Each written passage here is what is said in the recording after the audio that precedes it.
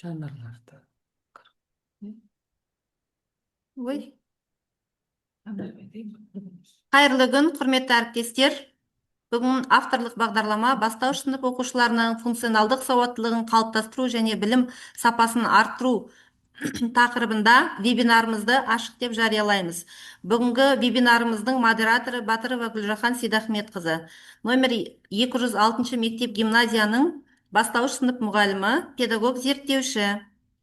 Сөз кезегін 206 мектеп гимназияның психологы Күмболотова Қуаныш Қуатовнаға. Қуаныш апай. Сәлеметсіздер ме? Гүлжахан апай, демонстрацияңызды өшірсеңіз.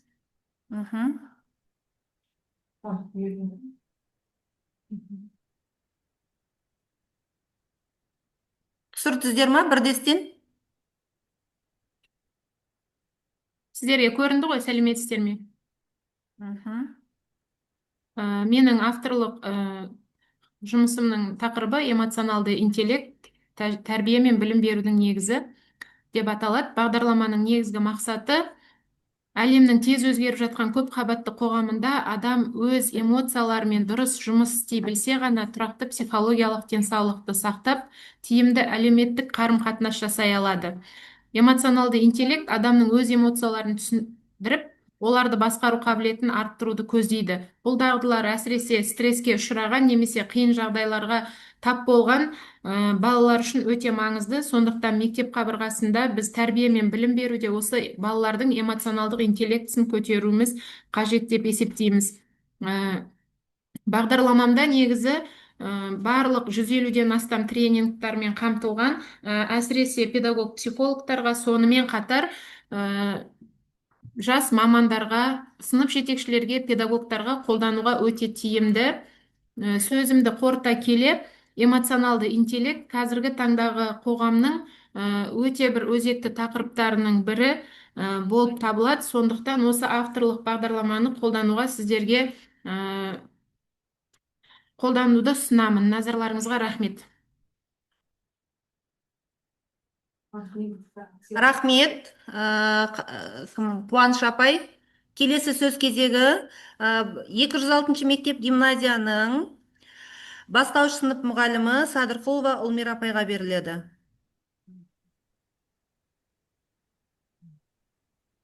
Құрметті әріптестер, 206 мектеп гимназия бастауыш сынып мұғалімі, педагог зерттеуші Садырқұлова Ұлмира Сылтымбековна. Мнемотехника әдісімен тіл дамыту. Бірінші сынып оқушыларына арналған, аптасына 1 сағат, барлығы 33 сағаттан құралған оқу бағдарламасы.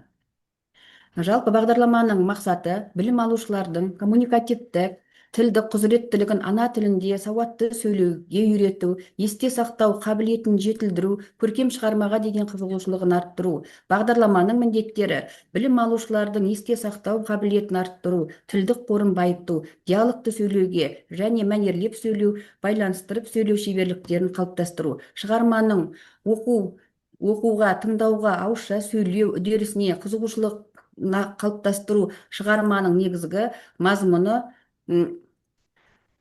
мазмұнын айтып беруде, талдауда ойы мен пікірін айту қабілеттері мен іскерліктерін жетілдіру. Оқушылардың тілдік дағдыларын дамыту. Ұсынылып отырған бағдарлама бірінші сынып оқушыларының жас ерекшеліктері мен психологиялық ерекшеліктерін ескере жасалған. Басты назарда баланың тілін сөйлеуін дамытуға бағытталған. Оқушылар әр сабақта оқу сипаты әр түрлі және қызмет түрлері бойынша тапсырмалар орындайды.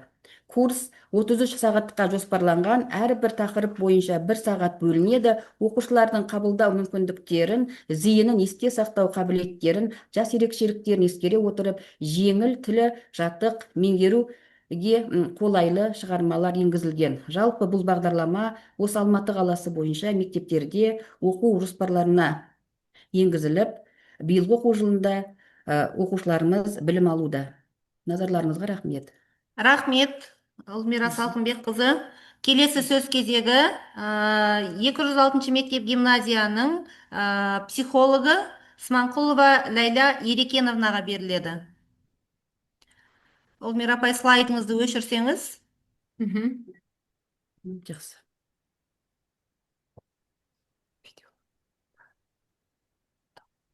Остановить деп слайдыңызды өшірсеңіз. Мгм. Демонстрация экранын өшіру деп жазасыз. Рахмет.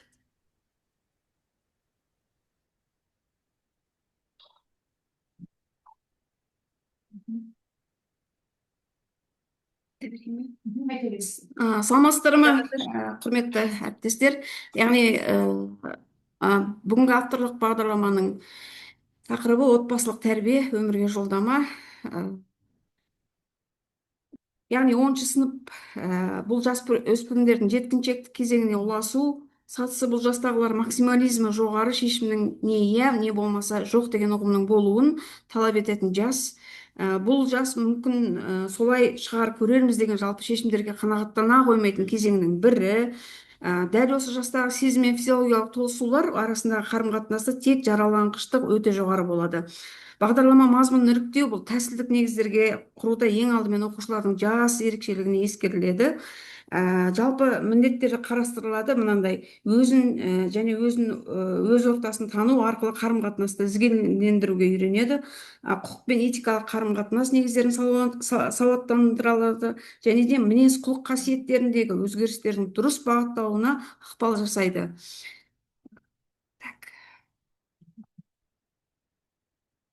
Күтілетін жалпы бағдарлама 5 кезеңнен тұрады. Біріншісі түп кіріспе кезеңі, екіншісі ақпараттық кезең, одан кейінгі тәжірибелік кезең, сосын салауаттық кезең, одан кейін қорытынды кезең. Жалпы қорытындылап айтатын болсақ,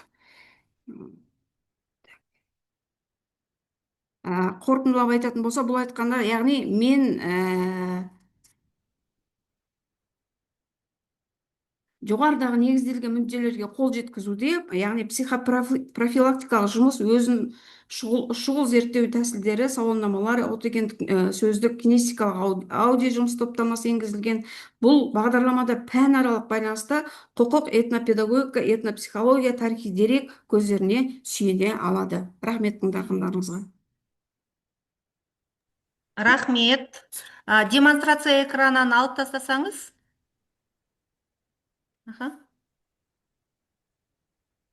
Келесі сөз кезегі номер 206 мектеп гимназияның бастауыш сынып мұғалімі Өтеулиева Анаркүл Баймахановна.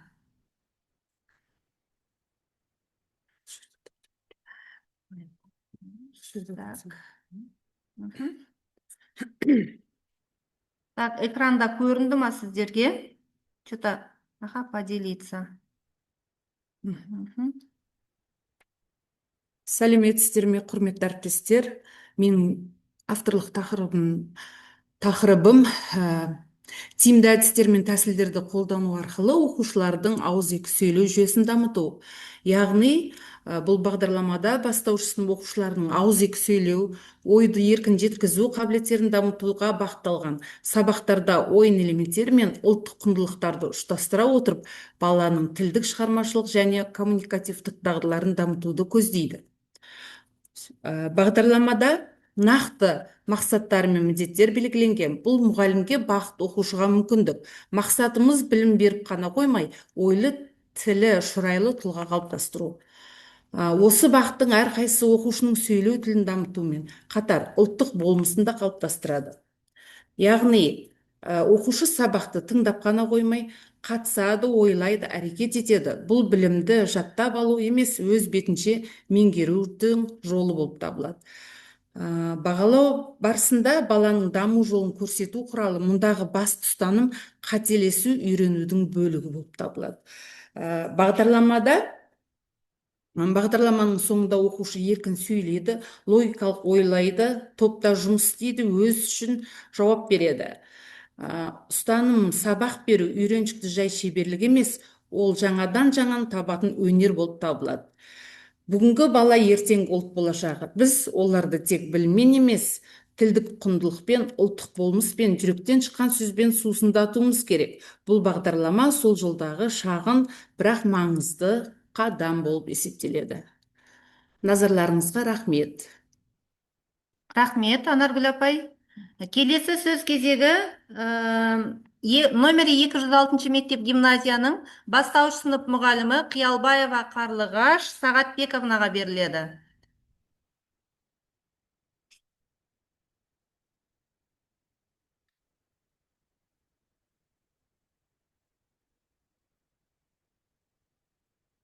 Қарлығаш апай, поделиться дегенді басасыз. Сол жерде сіздің слайдыңыз ашылады. Микрофоныңыз сол жақта бұрышта тұрады. Микрофонында соны несі шықпайды.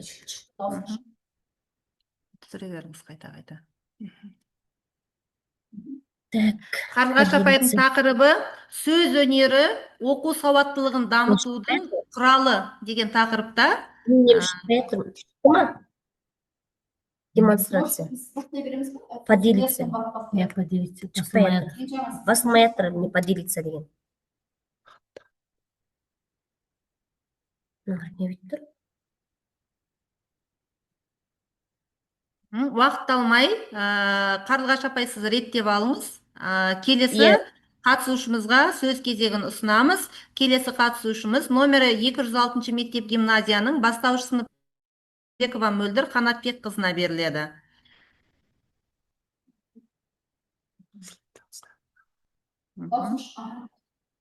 Даусыңыз шығарыңыз. Микрофонды өшіріп тастадыңыз.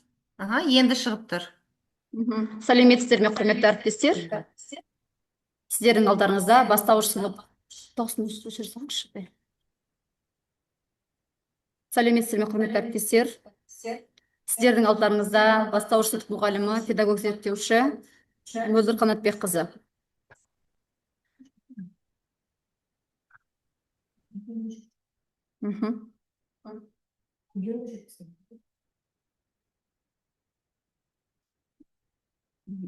Неге істемейді?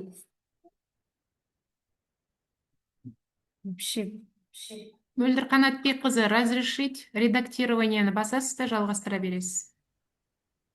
Қазір бір минут. Редактирование істеп тұр ма негізінде?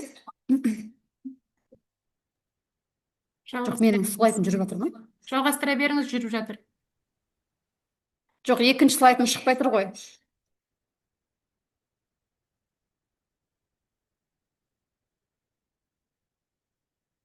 Жоқ, оны айта бергенде мына жерде шықпай. Ой, жарайды.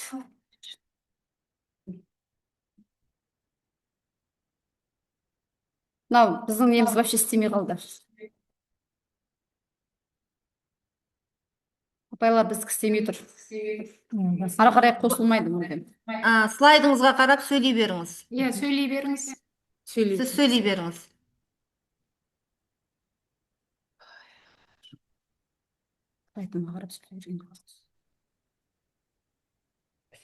Жаңадан бері өзімнің логикамда келе салу керек еді.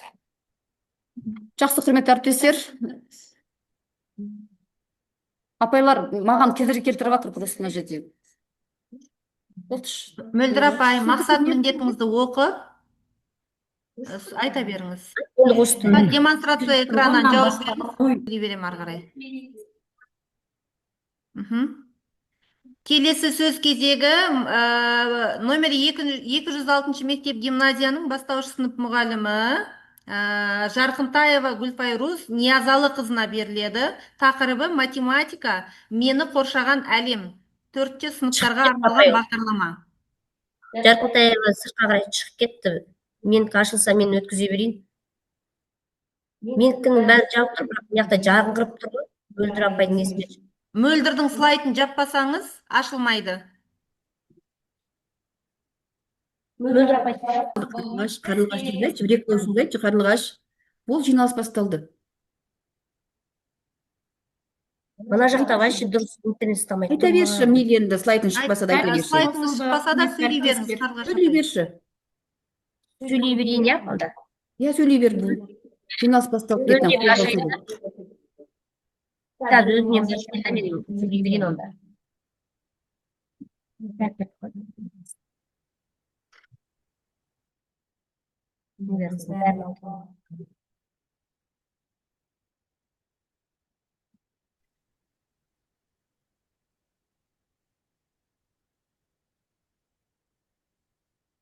Сіздікі қандай еді? Төртінші сынып деген. Әлем Мен аша жазушылары. берейін, апайлар уақытты Жоқ, енді өткіздірмей. төртінші сынып деген бөлек. Аха, менің бағдарламам биылғы 1-2 сынып оқушыларына арналған әдемі жазу сыры. Бағдарлама 1-2 сынып білім алушыларына арналған әдемі жазу сыры элективті бағдарламасы балалардың көркем жазу дағдыларын дамытуға, әріптерді дұрыс және әдемі жазуға, сөйлем құрастырып, өз ойын сауатты жеткізуге бағытталған.